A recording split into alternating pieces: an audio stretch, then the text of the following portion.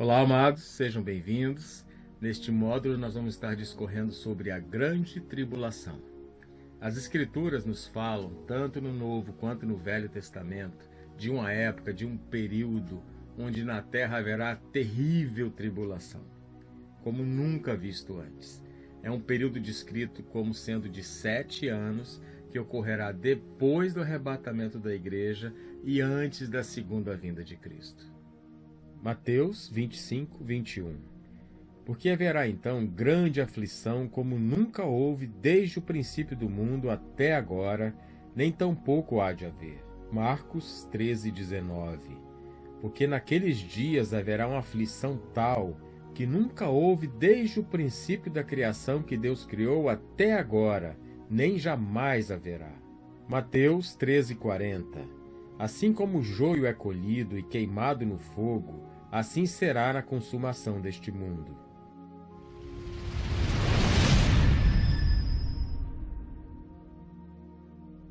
Esse período de terrível tribulação, ou grande tribulação, ele está inserido dentro da 70ª semana de Daniel. Foram 70 semanas profetizadas por Daniel para o seu santo povo e a sua santa cidade, ou seja, Israel e Jerusalém. 70 semanas de anos, das quais as primeiras 69 semanas de anos já se cumpriram literalmente na história. Falta uma semana para se cumprir.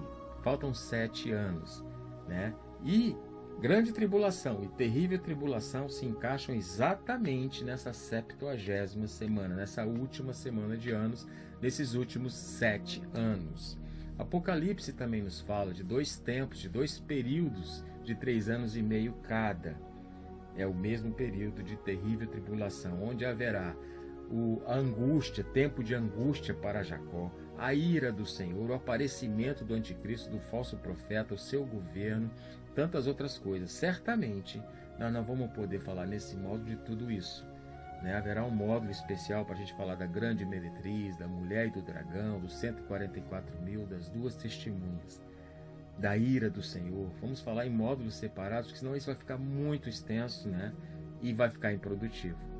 Mas então falta uma semana para se cumprir da profecia de Daniel, que são 7 anos. Estamos entrando nesse período muito cedo, porque assim que a igreja subir, assim que a igreja for arrebatada, o iníquo será revelado e se dará início a esse tempo de terrível tribulação na terra. Apocalipse 11:3. E darei poder às minhas 2 testemunhas, e profetizarão por 1260 dias, vestidas de saco. A igreja de Jesus não estará presente nesse tempo de terrível tribulação, de grande tribulação. As Escrituras nos mostram, com grandes evidências, com muita clareza, que será um tempo de tratamento para Israel. Fala do tempo de angústia para Jacó, fala da redenção de Israel. A profecia de Daniel fala acerca de 70 semanas dado para o seu povo e a sua santa cidade. Dessas 70 semanas, 69 semanas de anos já se cumpriram e a igreja não estava inserida nesse contexto como não deveria estar. Nessa última semana de anos, esses últimos 7 anos, a igreja também não estará neste tempo de tratamento com Israel, chamado de tempo de angústia para Jacó. Também será o tempo onde haverá a manifestação da ira de Deus sobre a terra, sobre os ímpios, um tempo do qual a igreja não participará aqui. Deus reservou esse tempo para tratamento com Israel e tratamento com a humanidade ímpia. A igreja terá subido.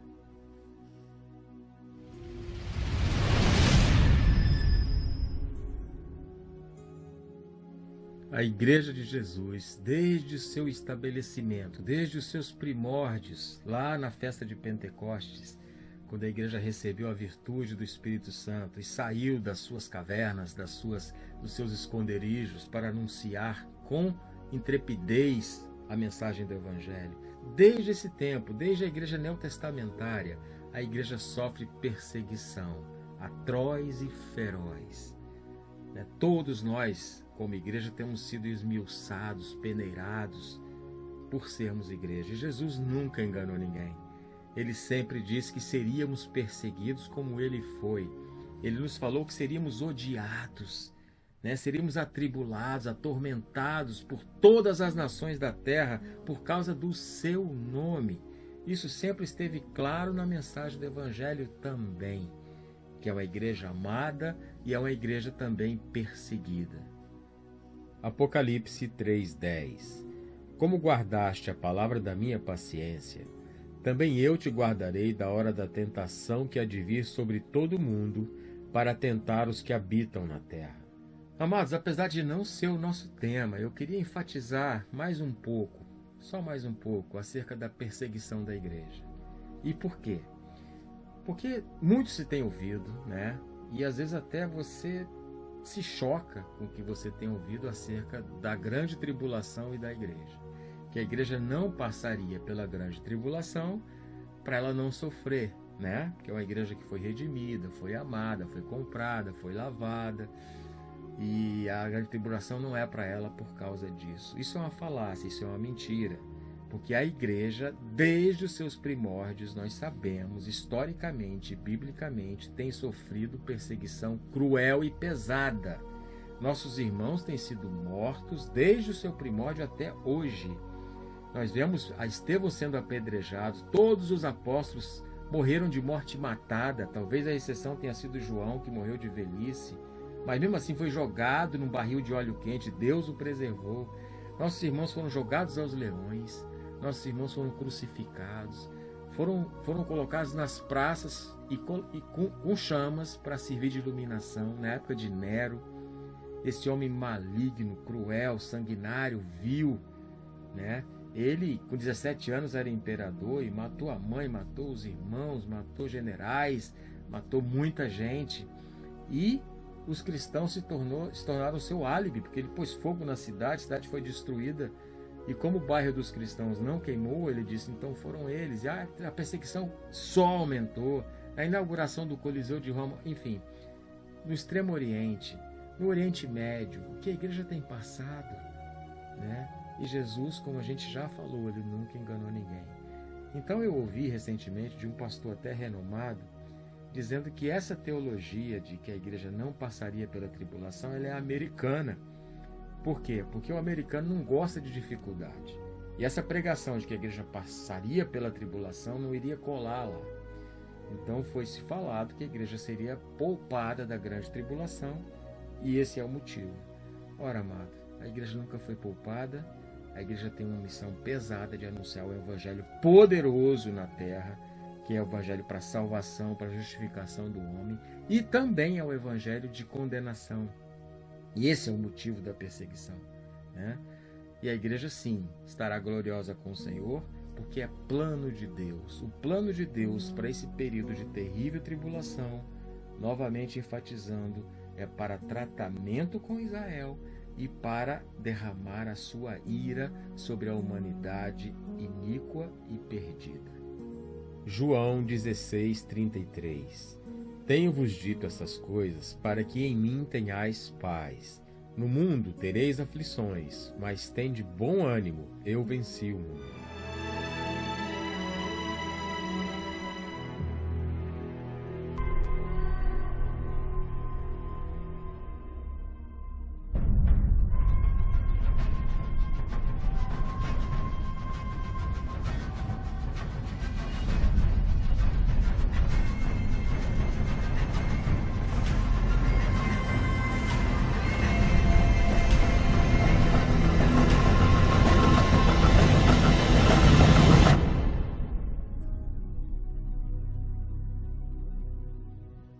Segunda Tessalonicenses 1:4.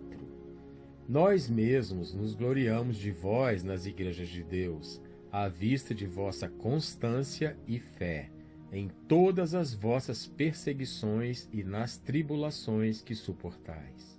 O fato da igreja passar por tantas aflições, tantas provações, tantas perseguições por amor a Jesus, é prova cabal de que o justo juízo de Deus cairá sobre esses perseguidores no seu devido tempo. A palavra fala da vingança de Deus. A mim pertence a vingança, eu retribuirei, diz o Senhor. Deus está no seu tempo preparando essa vingança, preparando o derramar de sua ira sobre aqueles que maltratam e perseguem a sua igreja. Esse tempo virá, e quando ele vier, certamente a igreja não participará dele. Anos 12, 19b. Porque está escrito: minha é a vingança, eu recompensarei, diz o Senhor. 2 Tessalonicenses 1, 6. Se de fato é justo diante de Deus que dê em paga tribulação aos que vos atribulam. Isaías 34, 8. Porque será o dia da vingança do Senhor, ano de retribuições pela contenda de Sião. Isaías 35, 4. Dizei aos turbados de coração: sede fortes, não temais. Eis que o vosso Deus virá com vingança, com recompensa de Deus, ele virá e vos salvará. Isaías 61, 2. A apregoar o ano aceitável do Senhor e o dia da vingança do nosso Deus, a consolar todos os tristes. Miqueias 5,15. E com a ira e com furor farei vingança sobre os gentios que não ouvem.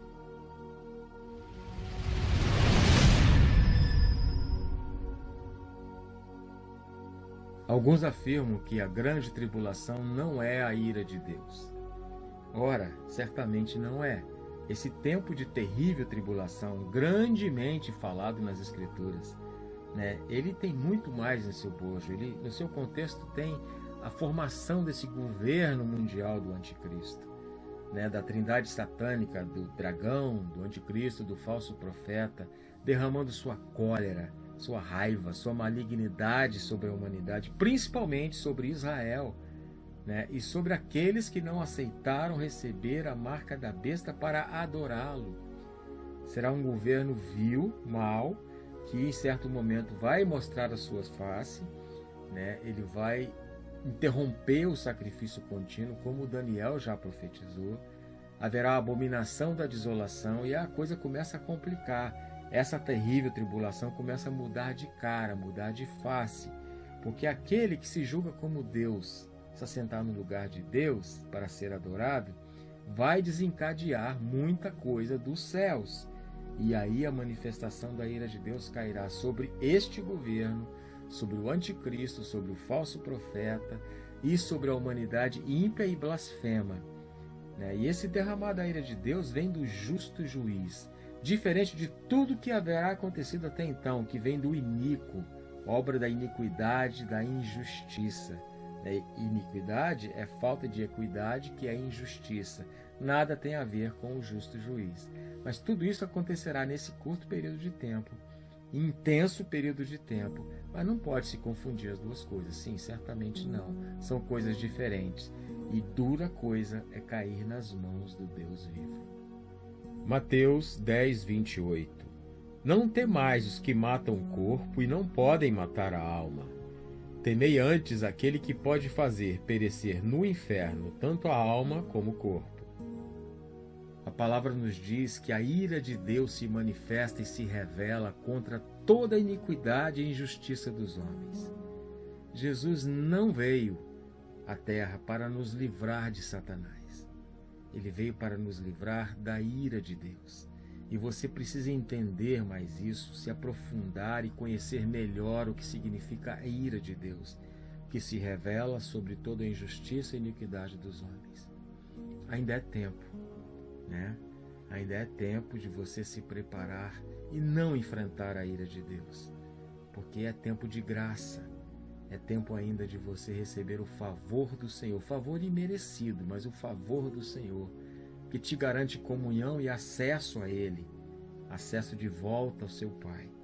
Esse tempo se findará.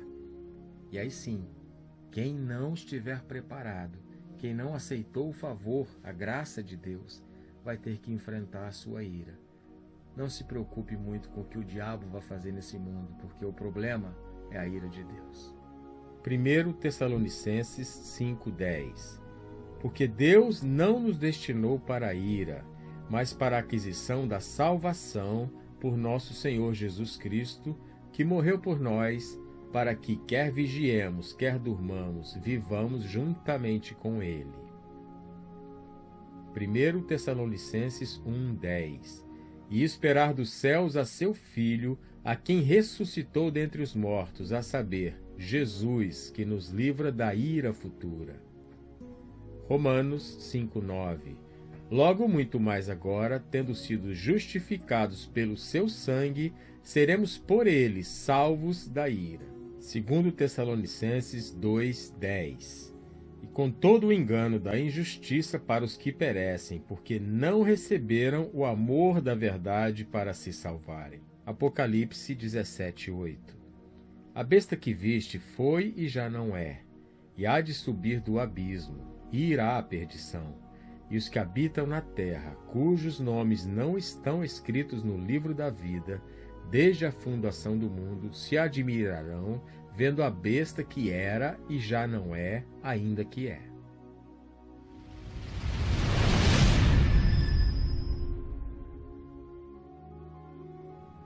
Então, os primeiros 3 anos e meio deste tempo de terrível tribulação.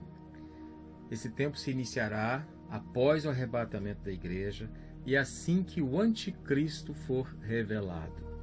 Nós temos um módulo específico para tratar do anticristo e do falso profeta. Mas aqui nós estamos dizendo o seguinte, que ao iniciar-se esses 3 anos e meio, 2 coisas têm que acontecer. O arrebatamento da igreja e a revelação do iníquo, do homem do pecado, que é o anticristo. A Bíblia fala que ele está sendo detido e retido. Assim que aquele que o detém, aquilo que o detém for retirado, ele será revelado. Então existe algo que o detém, que precisa ser retirado para que ele apareça. Então são 2 coisas para ver realmente o início desse período de tribulação. A revelação do iníquo e o arrebatamento da igreja. 2 Tessalonicenses 2:6.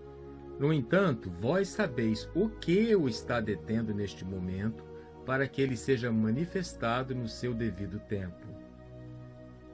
2 Tessalonicenses 2:7. Na realidade, o mistério da iniquidade já está em ação, restando tão somente que seja afastado aquele que agora o detém. Podemos ver aqui pelo versículo 6 que o anticristo ainda não se manifestou porque tem algo que impede que ele se manifeste. E pelo versículo 7 a gente sabe que ele não se manifestou porque tem alguém que o detém. A palavra kairos, que é traduzida aqui como ocasião oportuna, ela mostra pra gente que o anticristo só aparecerá no momento certo, ou seja, no momento que Deus determinar. Mas o que é esse algo? E quem é esse alguém? No contexto aqui dessa palavra de Tessalonicenses, está falando da segunda vinda de Cristo, que tem que acontecer a apostasia e a revelação do iníquo. Bom, muitos baseados nesse contexto começam a mudar o texto com muito perigo, porque dizem que essa barreira, isso que retém, não está retendo o anticristo, não está retendo a revelação do iníquo, está retendo a segunda vinda de Cristo. Porque primeiro tem que acontecer a apostasia e a revelação do iníquo. Quando aquele que o detém for tirado, aí sim Jesus voltará. Bom, isso está completamente fora de foco aqui, Então aquele que o retém é o próprio Satanás, ou é o próprio anticristo que retém a segunda vinda de Cristo, porque é preciso que ele apareça para que Cristo volte. Ora, você já viu uma coisa mais fraca reter uma mais forte? Não acontece. Pensa numa barreira, numa represa que você faz para reter uma água muito poderosa. Se essa represa não for forte o suficiente para reter essa água, não vai acontecer. Então, o mais forte é que retém o mais fraco. Satanás, o anticristo, não tem condições de reter a vinda de Cristo, de deter a volta de Cristo por nada. Ele não tem condições de designar quando ele vai decidir revelar-se, quando ele vai decidir aparecer. Pelo contrário, a força maior, que é Deus, é aquele que detém ele e qualquer outra coisa. Eu não estou sendo ingênuo, é porque no fundo foi feito esse contexto. Lógico que não são usadas essas palavras, mas é usado esse contexto de que a apostasia, o aparecimento do anticristo é o que retém a vinda de Cristo. Não, nada retém a vinda de Cristo. É Cristo que está retendo o anticristo para quando chegar o tempo. A palavra em grego aqui, ela fala sobre um elemento neutro, que é algo, e um elemento já masculino, que é alguém. É o Espírito Santo de Deus que retém o iníquo.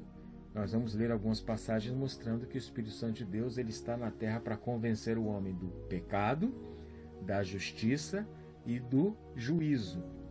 O governo mundial do anticristo para se estabelecer na terra e ele fazer tudo o que lhe apraz, que a Bíblia diz que ele vai fazer, e para ele governar conforme ele quiser, na astúcia de Satanás, é necessário que o homem não esteja mais sendo trabalhado na forma de convencimento do pecado, da justiça e do juízo, que ele esteja completamente cego na mão do anticristo. E o Espírito Santo presente na terra, isso não será possível. Pensa nas trevas e pensa na luz. Quando é que as trevas podem avançar? Quando a luz sair. Aí alguns falam, mas o Espírito Santo de Deus, é onipresente, ele não vai sair da terra. Ora, amados, a palavra de Deus diz claramente que Deus se revela e se manifesta quando ele quer. Pega o exemplo de Adão. Deus vinha todas as manhãs para passear no jardim com Adão. É um tempo de encontro, de conversa, de amizade, de relacionamento com Deus, todas as manhãs. E as tardes e as noites? Deus não estava lá? Estava. Mas ele se manifestava todas as manhãs para passear com Adão. Nós vemos isso na Bíblia o tempo todo. Deus decide se manifestar. Ele é Deus, ele é onipresente, sim. Mas quando ele for retirado, quer dizer, o caminho está livre, o caminho está desimpedido para que o anticristo se estabeleça na terra com a devida autorização de Deus. Ou seja, Deus falou, olha, está na hora. Você agora pode fazer aquilo que foi determinado para que você fizesse. O tempo é agora. Não é Satanás que escolhe o tempo. E quando o Espírito Santo for retirado, realmente o homem perderá aquele consolador que foi dado à igreja, e ele perderá aquele que convence o homem, aquele que alerta o homem, aquele que põe luz nas trevas. Por isso o governo do anticristo vai ser tão eficaz, além da astúcia de Satanás, que é astuto, haverá o desimpedimento da parte de Deus. Deus deixará esse governo acontecer. Deus deixará esse governo maligno acontecer sobre a terra. Essa, inclusive, é uma das razões tremendas porque a igreja não estará aqui. Porque o Espírito Santo foi dado à igreja. Jesus falou assim, vou mandar um outro Consolador que estará para sempre com vocês. Essa é a palavra de Jesus antes de ser assunto aos céus. O Espírito Santo foi dado e ele estará para sempre com a igreja. Quando ele for tirado, imagina, a igreja vai ser tirada junto com ele. Então esse período do anticristo ser revelado é o período onde o Espírito Santo de Deus vai ser tirado. Não é uma época, não é uma determinação, nem o próprio Deus Pai, né? Porque a Bíblia deixa muito claro que é o Espírito Santo de Deus que está agindo nesses tempos do fim. Amados, não confunda as coisas no sentido de que Satanás tem algum poder, alguma capacidade de determinar alguma coisa em termos de tempos e épocas. Isso está pré-estabelecido por Deus desde a antiguidade e vai acontecer exatamente como ele disse, porque foi ele quem disse. João 16:13. Mas quando vier aquele Espírito de verdade, ele vos guiará em toda a verdade, porque não falará de si mesmo, mas dirá tudo o que tiver ouvido e vos anunciará o que há de vir. João 16, de 8 a 11. E quando ele vier, convencerá o mundo do pecado e da justiça e do juízo. Do pecado, porque não creem em mim. Da justiça, porque vou para o Pai e não me vereis mais. E do juízo, porque já o príncipe deste mundo está julgado. Gênesis 6, 3a. Então disse o Senhor, não contenderá o meu espírito para sempre com o homem. Isaías 59, 19b. Vindo o inimigo como uma corrente de águas, o Espírito do Senhor arvorará contra ele a sua bandeira. 1 João 2,18. Filhinhos, é já a última hora, e como vistes que vem o anticristo, também agora muitos se têm feito anticristos, por onde conhecemos que já é a última hora. Este então é o período do governo do anticristo na terra, que se iniciará com a aliança de paz entre as nações todas irão aderir a esse tratado de paz com o anticristo. E com o surgimento da segunda besta, a besta que vem da terra, do falso profeta, vai ser instituído também um sistema mundial religioso sobre a terra, né? O Gog e Magog não é o anticristo. Gog não é anticristo. São outras coisas, outras figuras, outro contexto, né? Depois, se você tiver tempo e curiosidade e interesse, você olha os módulos sobre Gog e Magog. É uma guerra que pode ter acontecido, pode estar terminando. E isso também gera um caos no mundo muito grande que se precisa, com urgência, de um projeto, de um plano, de um tratado para resolver isso. Então, o cenário é perfeitamente adequado para que se estabeleça esse plano de paz. Sem falar de que, quando for revelado o anticristo, é porque o arrebatamento aconteceu. E imagina, acontecendo o arrebatamento, as coisas não vão estar muito fáceis também na terra. Mas como o Espírito saiu, o poder de convencimento de Satanás ele é imenso, sem aquele que o detém, ele vai conseguir colocar essas pessoas todas debaixo do seu controle no sentido, não, tem jeito da gente organizar, tem jeito de haver paz na terra. O poder de ilusão de Satanás ele é tão grande que ele morava no Monte Santo de Deus, junto com outros anjos que moravam no Monte Santo de Deus. Ele conseguiu convencer 1/3 desses que moravam com Deus a participarem com ele dessa rebelião. Gente que morava no céu com Deus. Imagina aqui o poder de ilusão dele sendo jogado sobre a humanidade blasfema, perdida, já consumida por um sistema que está em andamento. Nós podemos ver isso claramente no mundo. Enfim, o caminho vai estar totalmente desimpedido para que isso aconteça. Então, esse tratado de paz vai ser visto como solução, sim. Inclusive, Israel vai aderir a esse tratado de paz. Bom, então este será o tempo do governo do anticristo na terra. João 5,43 Eu vim em nome de meu Pai, e não me aceitais. Se outro vier em seu próprio nome, a este aceitareis. Apocalipse 13:6 E abriu a sua boca em blasfêmias contra Deus, para blasfemar do seu nome, e do seu tabernáculo, e dos que habitam no céu. É sabido e entendido que o anticristo falará de maneira desprezível de Deus, das coisas de Deus, e a gente já vê isso sendo implementado no mundo de hoje, à torta e à direita, em todo lugar. A blasfêmia, né? A manipulação, o desprezo pelas coisas do Senhor está crescendo de maneira jamais vista. Bem, ao implementar essa nova ordem mundial, Satanás vai ter o controle também do comércio, da religião, da política, e implementação dessa nova moeda, da marca da besta e tantas outras coisas vão acontecer nessa ordem mundial, porque ele terá realmente o domínio, ele será o governador dessas coisas. E a gente sabe muito bem que para isso acontecer, era preciso que Israel fosse uma nação, porque Israel irá participar desse tratado de paz. Há 100 e poucos anos atrás, não haveria como isso acontecer, né? No tempo de Deus, é agora, porque Israel é nação. Antes disso, não tinha como. Deus programou assim. Então, o que acontece? Israel já é uma nação desde 1948, já tem Jerusalém anexada ao seu estado desde 67. Então, não existe nenhum impedimento, nenhum sentido de Israel hoje, com seus líderes, seu primeiro-ministro, seu governo, de assinar uma aliança mundial com quem quer que seja. Porque o mundo estará em convulsão, a gente já falou disso agora há pouco, né? Com certeza, pelo arrebatamento, quem sabe pelo fim da guerra de Gog e Magog. De qualquer maneira, vai haver necessidade de que um acordo seja feito entre as nações, do qual Israel participará. Então, entenda, você começa a ver que o cenário todo está sendo movido com muita maestria pela multiforme sabedoria de Deus. E a gente pode perceber que está muito próximo disso acontecer, porque não existe mais nada em termos proféticos na Bíblia que precise acontecer.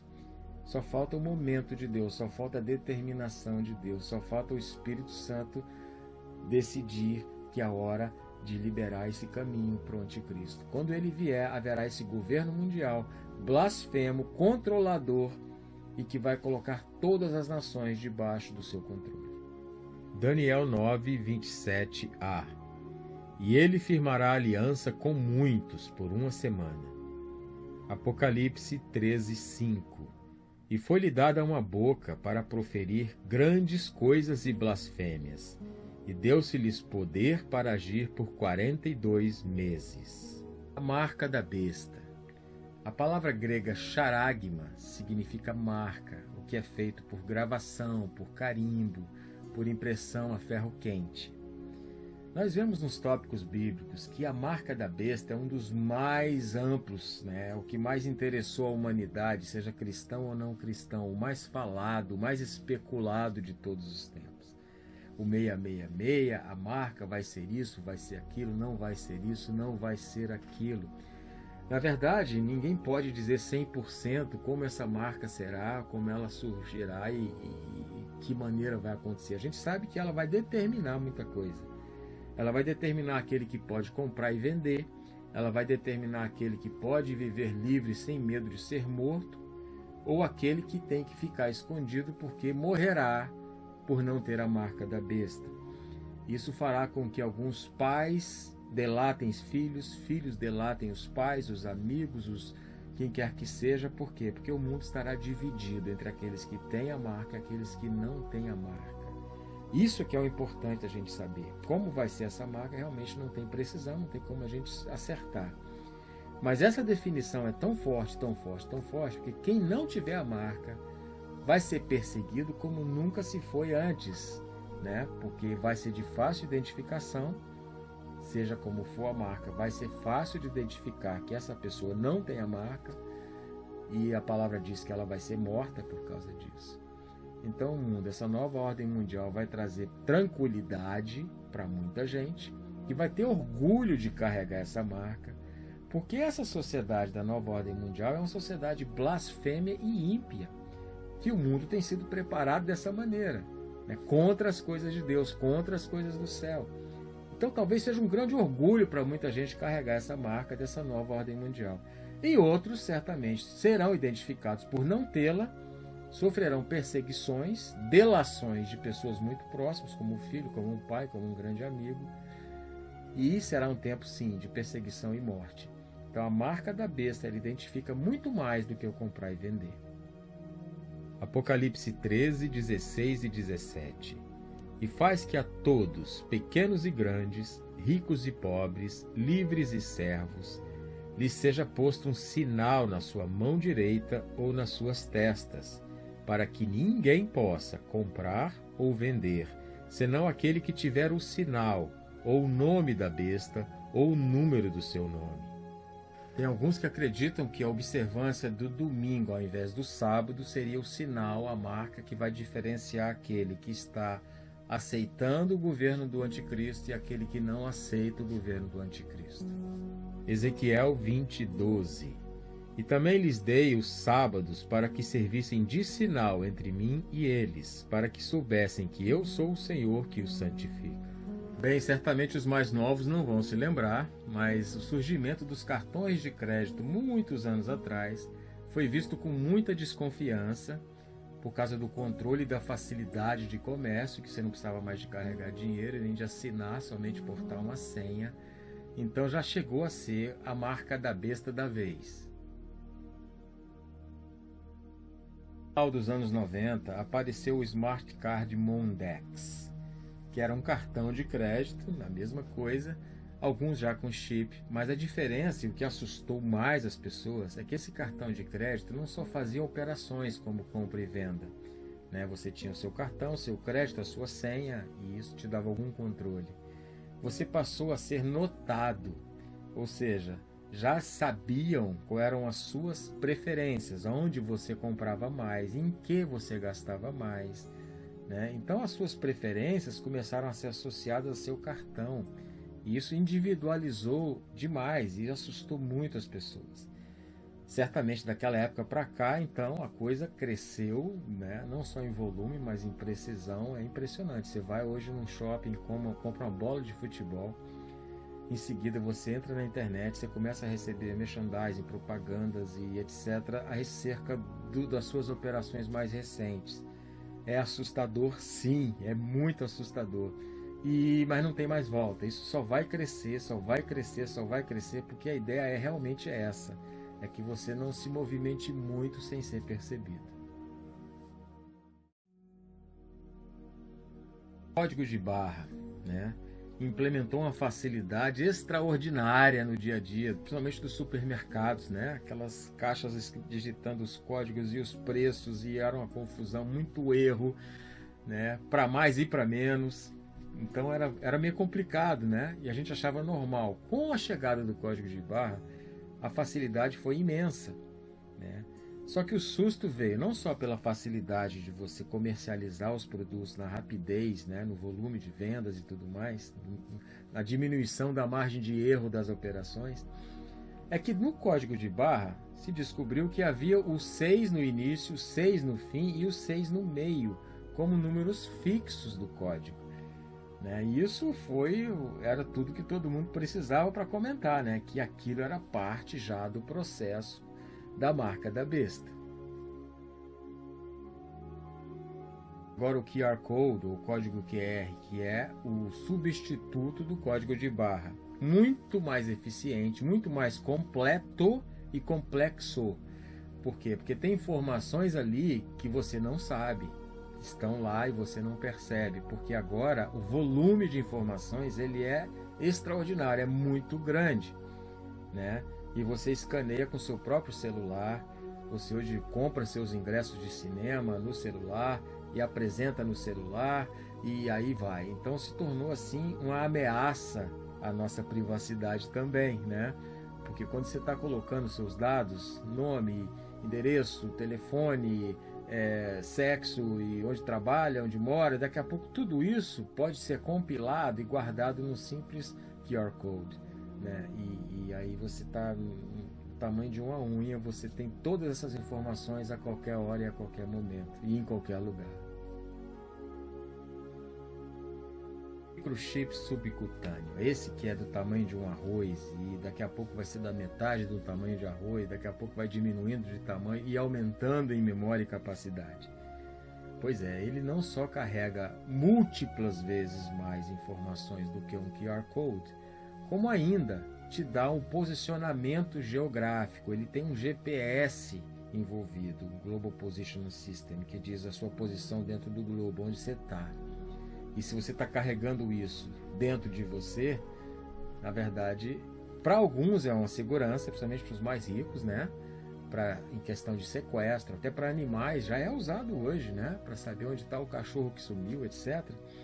Mas também acaba a sua privacidade, né? Onde você vai, tem condições de saber onde você está em tempo real, agora, e com todas as suas informações. E a gente sabe muito bem que essa tecnologia tende a evoluir, provavelmente já está muito mais evoluída, porque o que a gente sabe não é aonde eles já chegaram, né? E aí as pessoas associam muito que vai haver um chip subcutâneo na vida de todo mundo que aceitar a marca da besta. Como eu já disse, não necessariamente esse controle de comércio, esse controle desses dados todos tem a ver com a marca em si, né? Não necessariamente. Que vai haver um sistema de controle, vai, porque hoje já existe. Imagina, né, num controle mundial, com certeza vai haver alguma coisa desse nível, sim. O perigoso é a gente começar a querer, não põe o chip, não tira o chip, e se não for o chip, e se for outra coisa, né? Como a gente já disse, o mais importante é a gente saber o que caracteriza essa marca, né? De qualquer maneira, as tecnologias e a ciência estão se multiplicando de uma maneira que não dá para entender. E não me sentiria muito agradável se todo mundo soubesse tudo de mim na hora que quisesse. Onde eu estou, o que eu estou fazendo, com quem eu gasto meu dinheiro, onde eu como. Olha, é complicado, né? E a coisa está crescendo para isso, para um controle total. Me alertou e eu fiquei até curioso. Eu falei, é mesmo, faz algum sentido, porque na minha geração anteriormente tinha alguém tatuado, um ou dois, né? Muito pouca gente. Hoje em dia é o contrário, tem muito pouca gente que não é tatuada. E o que a tatuagem tem a ver com isso? É porque existe um decalque hoje, né? E tatuagens hoje que carregam informações, né? Uau, impressionante, a coisa evoluiu nesse nível. Pode ser, na verdade, um chip, um mecanismo, né, que pode processar informações e dar informações sendo tatuado na pele. Eu só abri esse parênteses para informar, porque realmente, já que a gente está falando da marca da besta da vez, não seria muito difícil as pessoas aceitarem ser tatuadas na mão, na testa, em outro lugar. Lógico que há problemas conceituais, né? Por que tem que ser na mão direita e não na esquerda? Por que tem que ser na testa? Porque isso são perguntas que devem ser feitas, né? E são perguntas sem resposta muitas vezes, né? E eu não fico me encucando muito em achar resposta para essas perguntas, senão para entender coisas mais profundas que a Bíblia nos revela. Por exemplo, o número da besta fala do nome da besta, né? E a marca, o número do seu nome. Então tem coisas mais decodificadas que são mais interessantes da gente perceber do que o formato da marca em si. Que eu acho que é impossível hoje da gente determinar que vai ser esse ou vai ser aquele. Bem, alguns não creem numa marca na real, uma marca física, né? Eles creem que aquilo é mais uma alegoria, né? Que significa uma outra coisa. Então, alguns dizem que como a religião vai dominar muito, a gente vê entre católicos, islâmicos e hindus e outros tantos que usam o rosário, aquele de oração, né? Na mão, e aquilo vai ser meio que obrigação você estar usando. E também a marca da prostração, que é quando o islâmico, quando o muçulmano ele ora, ele tem que encostar a cabeça no chão, né? Nas suas rezas, nas suas orações, toda vez que ele está orando. E isso gera uma marca na testa, né? E muitos dizem que essa marca na testa é a marca da prostração. Porque quando um muçulmano encontra outro, ele sabe se aquela pessoa é muçulmano praticante, é muçulmano na vera, de verdade, se ele vê essa marca da prostração em sua testa. Se ele encontra um muçulmano sem a marca da prostração, ele vai falar, esse cara aí é só pro forma, ele diz que é, mas na verdade não é um muçulmano praticante. E no caso dessa época da nova ordem mundial, a pessoa teria que ter uma marca de prostração para identificar que ele é praticante.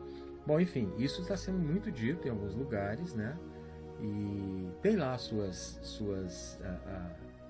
nuances, né? Que a gente pode falar, mas isso não é bem assim que a Bíblia diz, é a marca em charagma, quer dizer uma marca de verdade, enfim. Olha, eu só estou levantando esse ponto porque isso está sendo realmente muito dito, e quanto mais ainda se associa o islamismo com esse governo da nova ordem mundial. Original grego, onde foi escrita essa palavra do 666, né, que é para a gente calcular o número da besta, que é número de homem, e este é o número 666. Na verdade, não tem esse número escrito no original grego. Por quê? Porque o grego ele representa o número. A letra representa o número. Então, uma letra tem o seu símbolo, né, do alfabeto, e um número associado a essa letra, né? E esse cálculo dá-se o nome de gematria, né? Então, você pega os números associados às letras e fazem as contas. Isso tanto no grego como no hebraico e outras línguas. O hebraico também, você tem para cada letra um número associado. Vai até 10, depois 100, 200, 300, depois 1000, 2000. Então você faz qualquer soma, qualquer número baseado nas próprias letras. Não é a numerologia, que é aquela numerologia babilônica. Estou falando da gematria, que é um número associado à letra.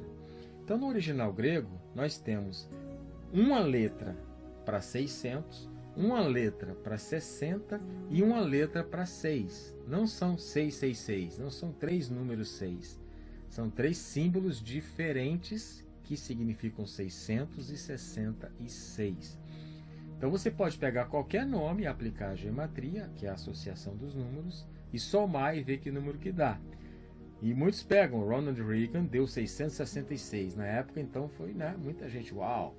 Aí o Nero César, o Adolf Hitler, e olha, Napoleão, e tantos outros nomes, né, que na gematria deu esse número. Então é uma confusão só, e não é um grande método, né? Porque existem milhões e milhões de nomes e combinações que vai dar esse resultado de 666. E alguns você descarta porque não deu 666, enfim. É complicado, né? Porque você usa a gematria como uma ferramenta para calcular o número de homem que a Bíblia diz para a gente estar calculando. É perigoso, sim, é perigoso e é complicado, né? Então, mas está aí, uma coisa que precisa ser revelada pelo Senhor. É um mecanismo que é usado muito até hoje. Toda hora eu recebo, de vira e mexe eu recebo mensagens, alguns e-mails. Olha, tal coisa deu 666. A palavra computer em inglês, né? Em inglês quer dizer 666 e por aí vai. Na verdade, a palavra diz que é número de homem, né? E a gente sabe que significa sim, o número do seu nome.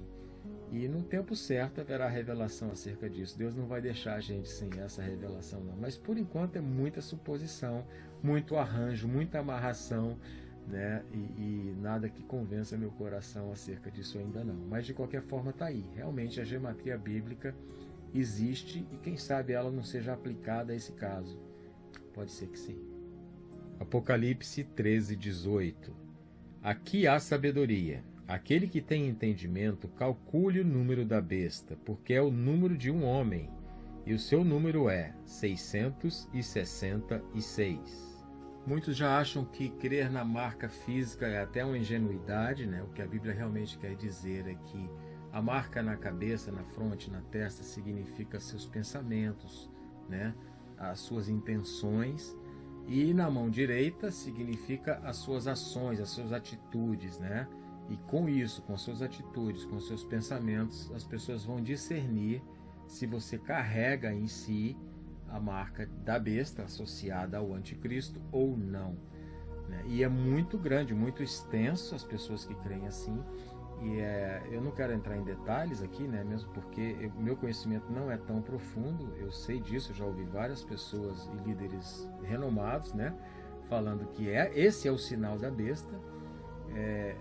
Particularmente, eu nem queria opinar não, mas já que eu estou falando disso sem muita firmeza, é porque eu não creio mesmo que seja isso, né? A palavra charagma significa marca, e a marca ela é identificável, né?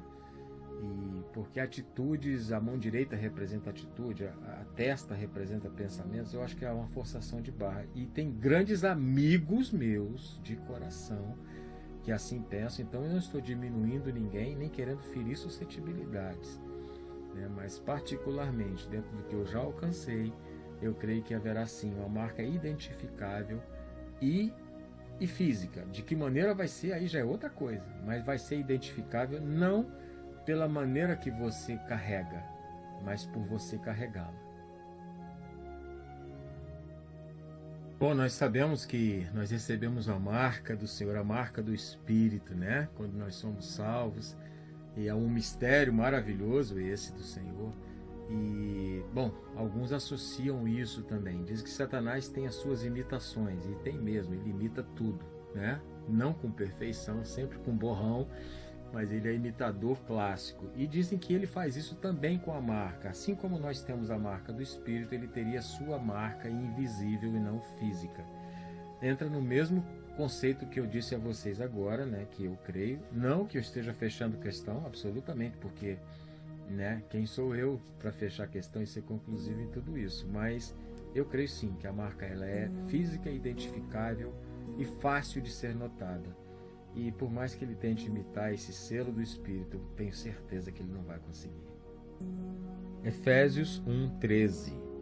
Em quem também vós, depois de ouvistes a palavra da verdade, o evangelho da vossa salvação, tendo nele crido, fostes selados com o Santo Espírito da promessa. Apocalipse 14:1. Olhei, e eis o Cordeiro em pé sobre o monte Sião, e com ele 144.000, tendo na fronte escrito o seu nome e o nome de seu pai.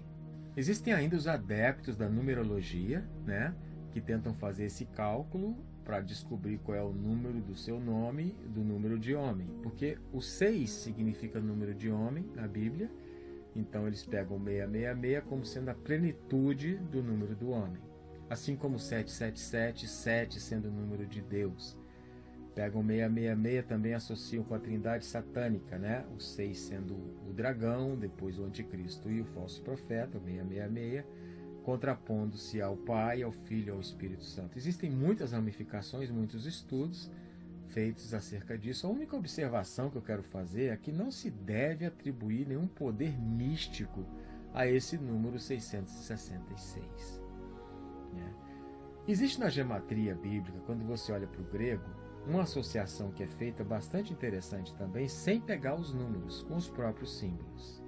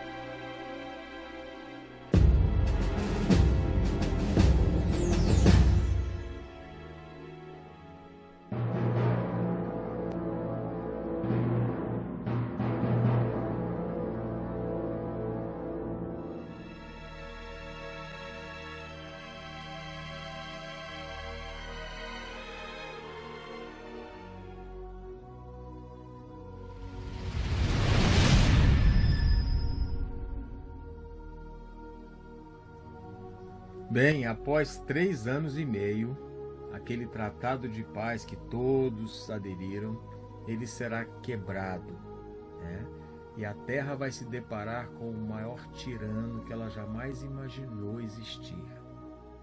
Daniel 9, 27b. E na metade da semana fará cessar o sacrifício e a oblação, e sobre a asa das abominações virá o assolador, e isso até a consumação, e o que está determinado será derramado sobre o assolador. 1 Tessalonicenses 5:3. Pois que, quando disserem a paz e segurança, então lhes sobrevirá repentina destruição, como as dores de parto àquela que está grávida, e de modo nenhum escaparão. Apocalipse 13, de 3 a 7. E adoraram o dragão que deu à besta o seu poder, e adoraram a besta, dizendo: quem é semelhante à besta? Quem poderá batalhar contra ela? E foi-lhe dada uma boca para proferir grandes coisas e blasfêmias, e deu-se-lhe poder para agir por 42 meses, e abrindo a sua boca em blasfêmias contra Deus, para blasfemar do seu nome, e do seu tabernáculo, e dos que habitam no céu. E foi-lhe permitido fazer guerra aos santos e vencê-los, e deu-se-lhes poder sobre toda a tribo e língua e nação. A desolação causada pela abominação. A abominação da desolação, ou a transgressão assoladora, ou a abominação desoladora, como a Bíblia fala de várias maneiras. Mas será exatamente algo execrável, algo podre, algo de muito ruim que aconteceu, que causou devastação. Apocalipse 13:15. E foi-lhe concedido que desse espírito à imagem da besta, para que também a imagem da besta falasse e fizesse que fossem mortos todos os que não adorassem a imagem da besta. Daniel 11:31. E braços serão colocados sobre ele, que profanarão o santuário e a fortaleza, e tirarão o sacrifício contínuo, estabelecendo a abominação desoladora. Daniel 12:11. E desde o tempo em que o sacrifício contínuo for tirado e posta a abominação desoladora, haverá 1290 dias. Daniel 7:25. E proferirá palavras contra o Altíssimo, e destruirá os santos do Altíssimo, e cuidará em mudar os tempos e a lei, e eles serão entregues na sua mão, por um tempo, e tempos, e a metade de um tempo. Daniel também menciona esses 3 últimos anos e meio. Ele fala de tempo, tempos e metade de um tempo. Ele diz que o chifre pequeno, o anticristo, vai ousar, vai fazer cessar o sacrifício contínuo. A ousadia dele vai a esse ponto de parar, de mandar parar o sacrifício contínuo no templo. Sacrifício contínuo era aquele diariamente feito no templo, o sacrifício de animais pela manhã e pela tarde ao Senhor. Pois vai chegar um tempo, né, nesse governo mundial, nessa nova ordem mundial, que o anticristo vai entrar lá e vai, olha, acaba com isso, para com isso. E não só isso, ele vai se adentrar no templo querendo ser adorado. Quando isso acontecer, o nome disso é uma transgressão assoladora. A abominável da desolação que Daniel mencionou. Ele falou do cessar o sacrifício contínuo e da transgressão assoladora. As duas estão acontecendo praticamente juntos. Acaba o sacrifício e ele quer adoração para si. Jesus, quase 500 anos depois de Daniel, fala, olha, lembra do que Daniel disse? Quando você ouvir falar do abominável da desolação, se você estiver na Judéia, fuja. Se você estiver nos montes, ora para que não seja no sal. Ouviu falar do abominável da desolação? Fuja. Por quê? O que vai acontecer? Quando o anticristo quiser ser adorado como Deus, se assentar como se fosse Deus, Israel vai se opor a ele. Israel vai dizer, você não pode estar aí, você não é Deus, você não é o Messias, você não tem o direito de estar neste lugar. E quando Israel se posicionar assim, vai dar início àquela perseguição atroz, feroz, tremenda contra Jacó. Tempo de angústia para Jacó vai ser instaurado com força. Mas Israel não vai se aquietar, ela vai se posicionar contra o anticristo quando acontecer o abominável da desolação.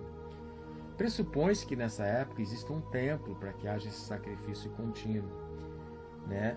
Suposição minha e de alguns outros estudiosos, de outras pessoas, de que para haver esse tratado de paz, para haver esse acordo mundial pela paz, Israel possa exigir esse terceiro templo como condição. Israel vive sim no meio de uma vizinhança muito inquieta, né? Muito conturbada, e para construir um templo ali precisa realmente de algum acordo, né? Porque onde o templo tem que ser construído existe uma mesquita islâmica, então a coisa não é tão simples, mas costurar essa paz realmente vai ter que ter alguns arranjos ali. A gente não sabe como, não sabe porquê, mas precisa haver o sacrifício contínuo para haver a quebra do sacrifício contínuo. Alguns afirmam que a quebra do sacrifício contínuo é o impedimento de se pregar o evangelho. Existem alguns textos, né, que são amarrados, colocados, que dão esse significado. Confesso que eu tenho que me aprofundar mais nisso, não cheguei a essa conclusão ainda, pode ser que eu nunca chegue, pode ser que eu chegue, mas de qualquer forma, o que eu vejo hoje é esse terceiro templo estando em pé. Inclusive, se você for a Israel hoje, você vai ver associações, você vai ver grupos que já têm todo o projeto pronto. Quando eu digo todo o projeto, os utensílios do templo, todos já estão prontos.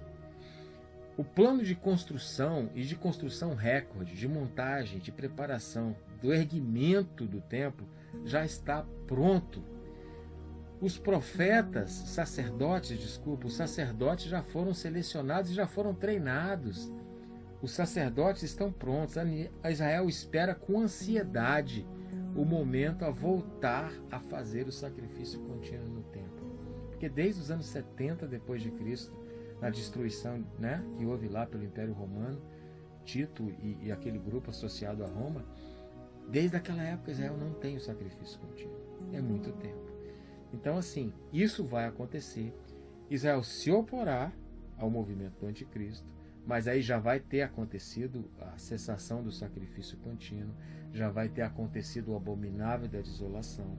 E o desencadear de fatos aí é rápido e é monstruoso. Israel vai ser agredida a ponto de não vai sobrar nada. Só que aí, nesse ponto, Israel vai ser recebida pelo Messias. Ou seja, Jesus volta, confronta o anticristo, vence o anticristo e o falso profeta, lança os dois vivos no lago de fogo, né? O anticristo e o falso, prende Satanás por 1000 anos, e há a redenção para Israel, que vai reconhecê-lo.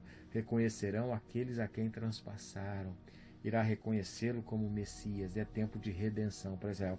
Tudo isso está se aproximando já. Porque o tempo de angústia para Jacó, ele vai ser longo, no sentido de que qualquer angústia é longa, né? Mas ele está bem mais perto de chegar na redenção do que já esteve em qualquer outra época. Chegou o momento final para Israel, onde irá sofrer amargamente, pesadamente, e haverá sim o momento onde vai haver a redenção para Israel. Nós vamos ter um módulo para tratar somente de angústia para Jacó, né? Nós vamos falar da reunião de todo o Israel, né?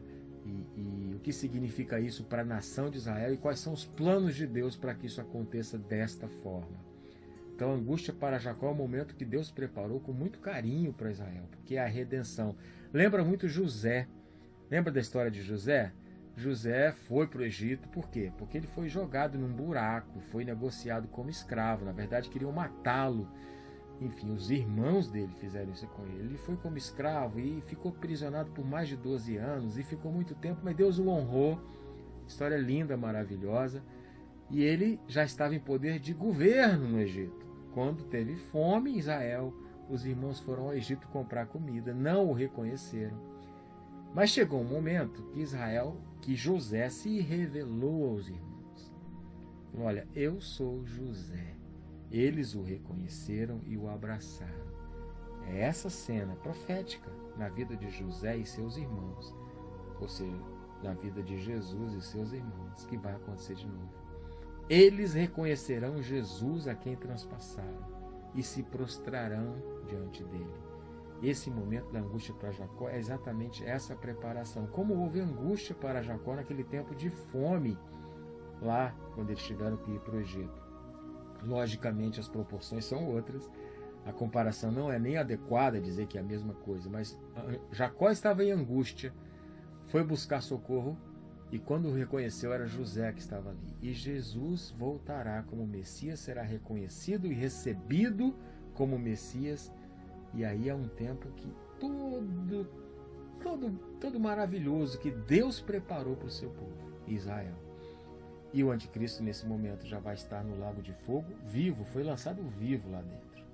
É a vitória do Cordeiro na batalha do Armagedon. E a igreja voltará com Cristo, né? Apocalipse deixa isso bem claro. Então, amados, é isso. Nós vamos ter alguns modos para discutirmos mais coisas durante esse período da grande tribulação, que é a atividade, né? O ministério das duas testemunhas de Jesus. Quais são e quais foram, qual era a atuação dos 144 mil, quem era a grande meretriz que atuou nesse momento do governo do anticristo, quem é a mulher e o dragão que é mencionada ali. Falamos sobre a ira de Deus e a angústia de Jacó. É tanta coisa, né? Se a gente for colocar tudo num módulo só, a gente vai perdendo, né? E mesmo assim, é uma visão geral que a gente quer dar, precisa dar uma visão geral e você se aprofundar, buscar o Senhor, para o Senhor falar mais. Sempre tem mais profundidade na palavra de Deus do que está sendo exposto. Estou usando esse canal para que a gente possa ir mais fundo. É só para estimular você a entrar nesses assuntos na presença de Deus e estudar a palavra na presença do Rei. Que o Senhor nos abençoe, em nome de Jesus.